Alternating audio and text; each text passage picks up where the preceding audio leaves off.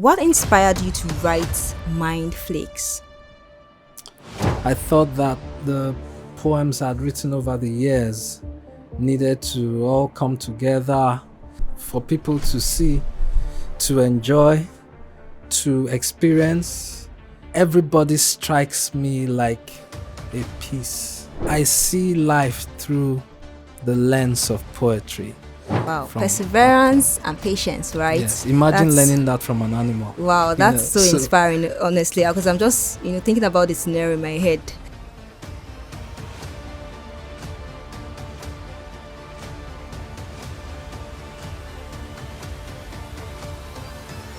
Hello and welcome to another episode of the Books Ignite podcast, where we dive into the enchanting world of literature to ignite our minds and hearts. The Books Ignite podcast is designed to bring together all you book lovers out there, and at Warriors, the catalyst for authors to shine and be cherished, as partnered with the Book Plays Art to make this show a reality. I'm your host, Adirayo, and I'm here to guide you into the literary adventure. So in this exciting episode, we had an amazing author, Mr. Steve, who wrote the poetry book called Mind Flakes. And we'll be exploring themes and emotions that roll through this book. But before we delve into all of that, I would just like to give you a brief of what the book is all about. So the book is all about an anthology of very relatable poems written across decades. It's about appreciating nature in its finest and, touching all aspects of life, literally. So, Mr. Steve, you are welcome to Warriors Studio. We are happy and thrilled to have you here. Thank you very much. You are welcome, sir. So let's delve into the conversation with Mr. Steve. And our first question would be, what inspired you to write Mind Flakes? Yeah, so I was inspired to write this book I call Mind Flakes because I thought that the poems I'd written over the years needed to all come together, to be archived, and then to be pushed out there for people to see, to enjoy, to experience, and to just have a taste of what my own flavor, Wow. So I like that line, your own flavor, in a poetic way. Okay, so moving on, how does poetry reflect your personal experiences and your emotions? Like, what inspired you to be a poet? Yeah, so wow, what inspired me to be a poet? I have this belief in me that every person is a poem. Everybody strikes me like a piece. No. Wow. So, and everybody's got their own rhythm, and so I see life through the lens of poetry. And then I was also exposed to literary books right from when I was very young, from my primary school days up to secondary school. There were so many books, from poetry to drama, playwrights, and all sorts, prose as well. So I had my very early exposure to poems. Yeah, that's so interesting. I think that, and then there is this thing that poems do to you. Yeah, so there's this thing, Yes. like, it's intriguing. Yes. Yes, so I have actually gone through, speaking of intriguing, a very intriguing line in one of your poems. Okay. And it says, before I could say amen, they were history. Like, glory be to God. Wow. Okay. It's so profound. It's so intriguing. So which of your poems in this book like resonates more with you, and why? Why is it your favorite poem from this collection? Wow, that's a very tough question. It's like asking a father of five which child Is he his favorite? is his favorite. I know, right? So that is tough. Again, so there are a couple of every poem in this book is, I don't know.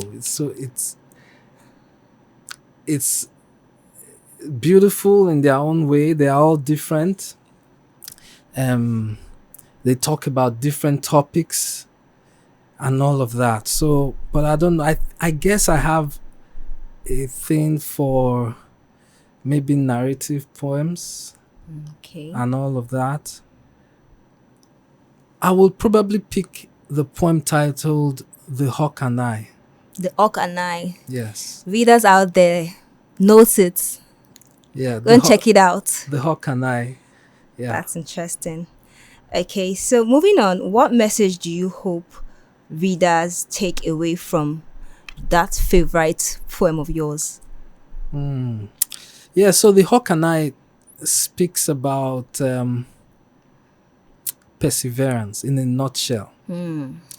So there are two main characters in this poem. There is a man and then there is a hawk. And this man had was waiting for something that was promised him. He had waited and waited and waited. It'd been a routine to go to this place to sit and wait. And then on this day, at this time when he was just about to give up, there was this hawk that had been, around, causing issues, distracting the chicken and all of that. And this man being so irritated and irritable, at some point decided, look, you know what? I'm just going to move on with my life. But not the hawk. The hawk also had been having some very bad experiences trying to catch a chick. We think that sometimes these wild animals have it easy. But then when this man was just about to give up, the hawk swooped in again and this time was successful.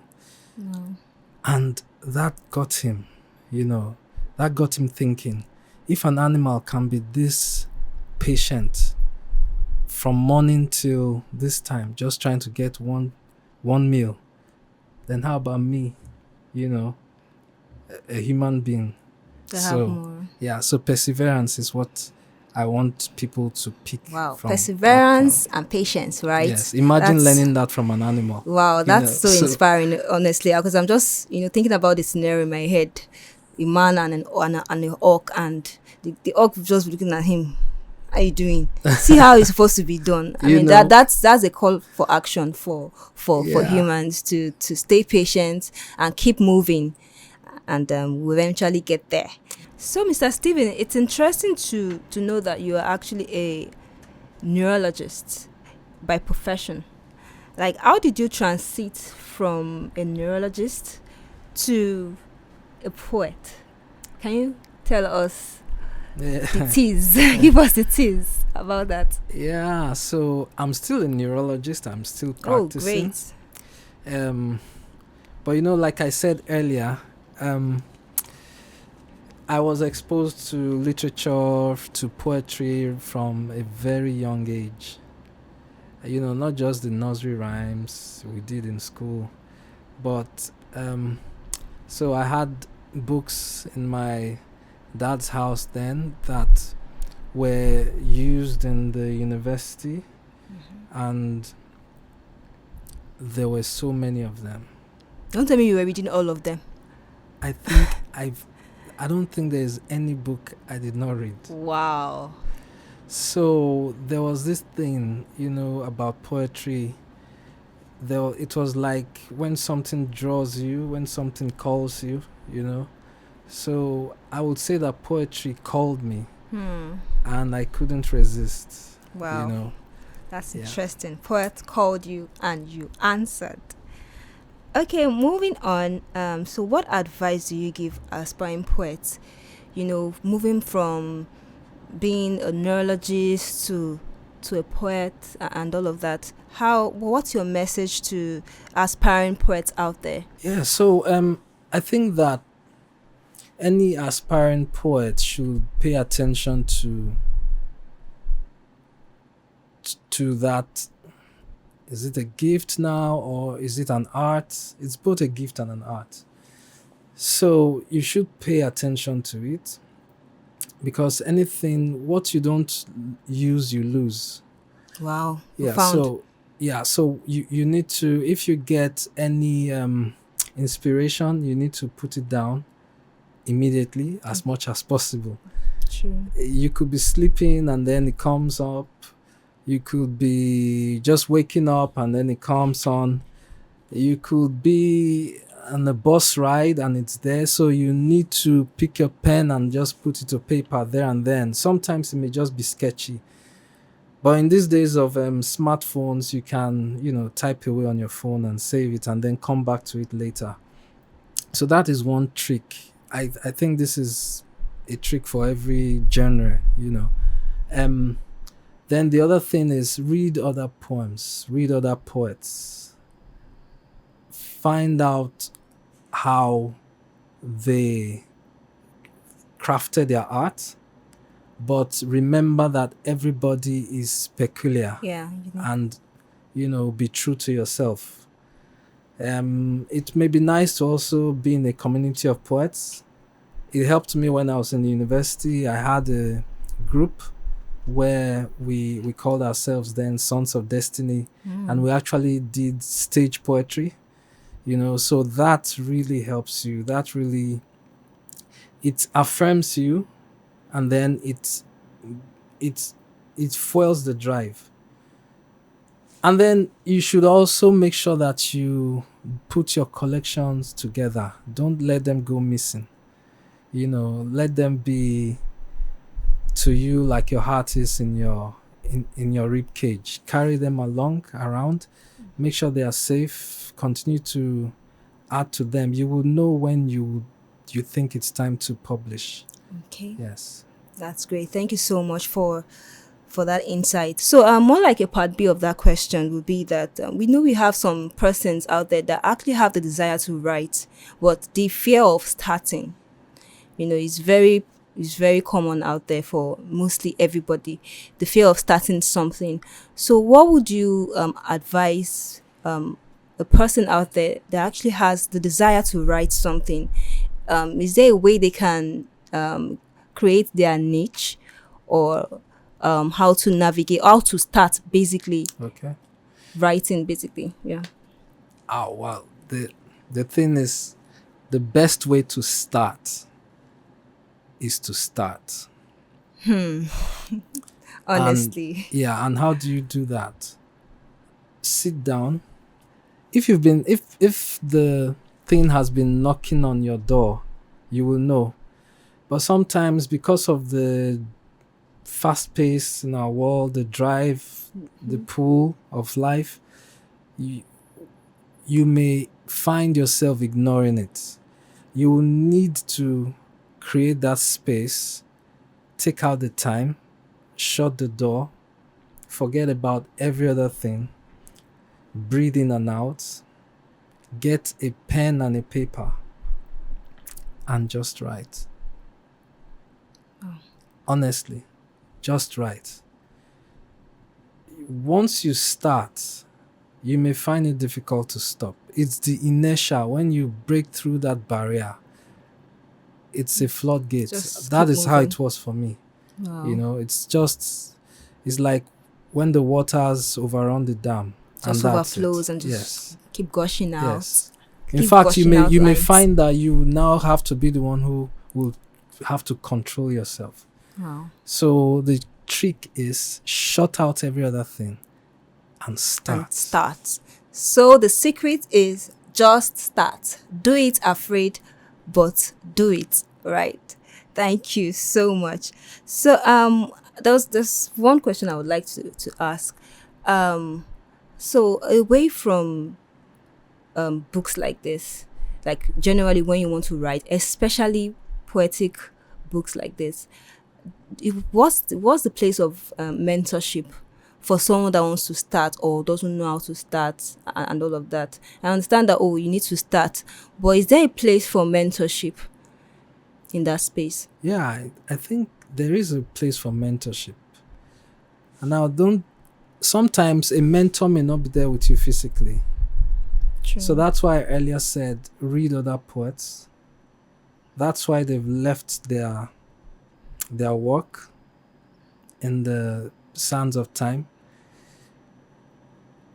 and see how they did what they did. Read about their lives.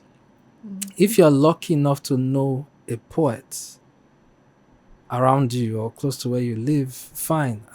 Look for a way to connect and talk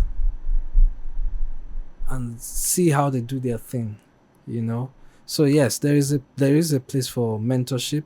It could be physical, it could be absent, but make sure you have their works, to help you navigate the whole thing and grow. Yes, and that's so profound. So you don't have any excuse not to write that book. Write it, do it. Thank you so much, Mr. Steve, for sharing that great insight with us.